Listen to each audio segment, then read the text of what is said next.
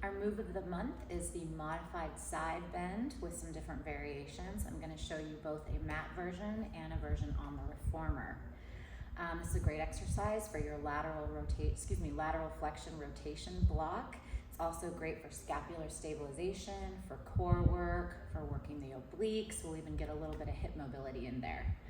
Okay, so as you know, for the regular side bend, the arm is straight and the legs are straight. So when we lift up, it's quite a bit of pressure and strain and load on this shoulder. So for some people it's painful, for others it's not even attainable, possibly because of shoulder injury, wrist injury, or even just generalized weakness. So what we can do to get the same benefits, and possibly even more I would argue, is to modify it and take it down to this position where I'm basically shoulder over elbow down on my forearm. I don't care that much if the hand is down or turned up. I think whatever is comfortable for them. My hips are stacked, so in other words, I'm not rolling forward or rolling back. It's like I'm between two panes of glass and my knees are bent.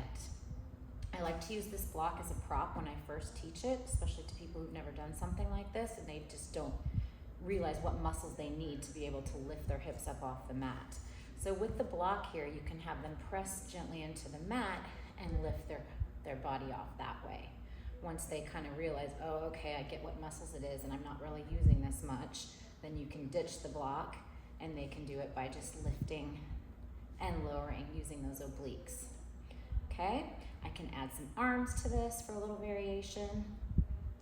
I would do about 5 reps of that, and then I would hold it up and if appropriate, add the twist. So now I'm getting the lateral flexion and the rotation and a lot of scapular stabilization.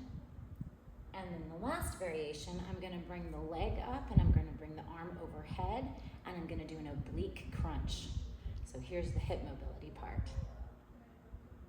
Lots of core stabilization as well. There you go. Okay, to progress that, we're going to do the exact same sequence of exercises but on the reformer.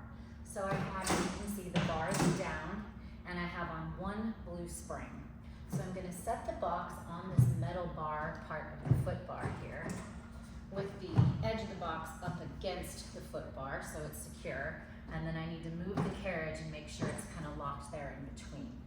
Then I'm going to come onto the reformer and get into that modified side bend position just as I was on the Cadillac. Shoulder right over elbow, knees stacked one on top of the other, hips not forward or back, right in the center. Then I'm going to go ahead and press out and then bring the carriage back in all the way to the stopper if I can.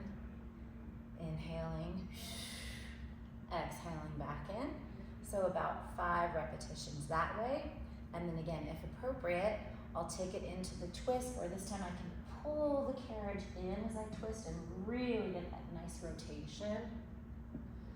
Exhale, twist, twist, twist, twist, twist. Inhale, and last one, twist, twist, twist, twist, twist. After about 5 of those, I'll bring the leg up, I'll bring the arm overhead, and then I'll add in my oblique crunch, which is further challenged by having to keep this carriage still, so I'm feeling it in my right hip that's stabilizing right now as well. Let me know what you think.